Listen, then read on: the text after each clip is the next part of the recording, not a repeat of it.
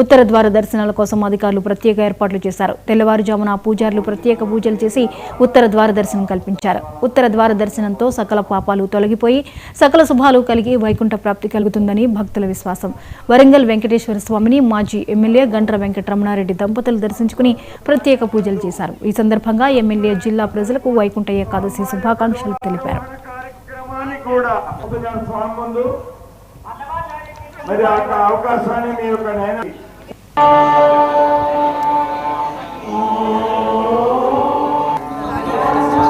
ఓం నమో వెంకటేశాయ. ఈరోజు భూపాలపల్లి పట్టణంలో ఉండేటువంటి వెలుగు వెంకటేశ్వర స్వామి ఆలయంలో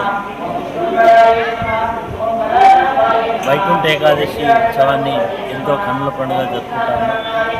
ఈరోజు భక్తులందరికీ ఒక విశ్వాసం, ఉత్తర ద్వారం ద్వారా స్వామిని దర్శించుకుంటే మోక్షం దొరుకుతుందని, స్వామివారి యొక్క దివ్యాశీస్సులు ఉంటాయనే ఒక విశ్వాసంతో ఉదయం నుంచే పెద్ద ఎత్తున భక్తులందరూ కూడా వచ్చి స్వామివారిని దర్శించుకుంటారు.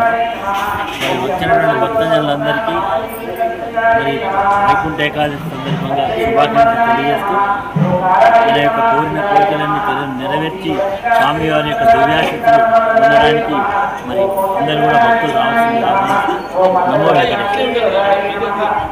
ఓం నమో వెంకటేశాయ.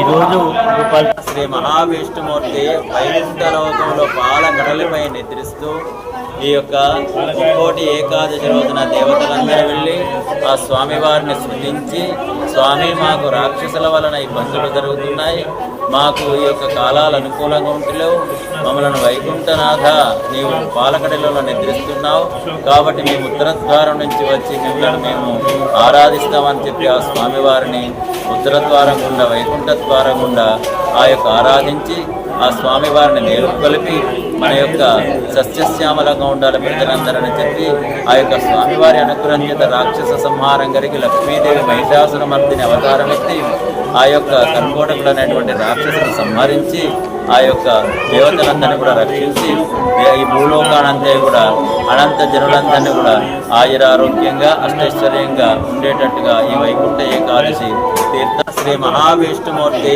వైకుంఠ లోకంలో పాల కడలిపై నిద్రిస్తూ ఈ యొక్క ముక్కోటి ఏకాదశి రోజున దేవతలందరూ వెళ్ళి ఆ స్వామివారిని స్మృతించి, స్వామి మాకు రాక్షసుల వలన ఇబ్బందులు జరుగుతున్నాయి, మాకు ఈ యొక్క కాలాలు అనుకూలంగా ఉంటలేవు, మమ్మల్ని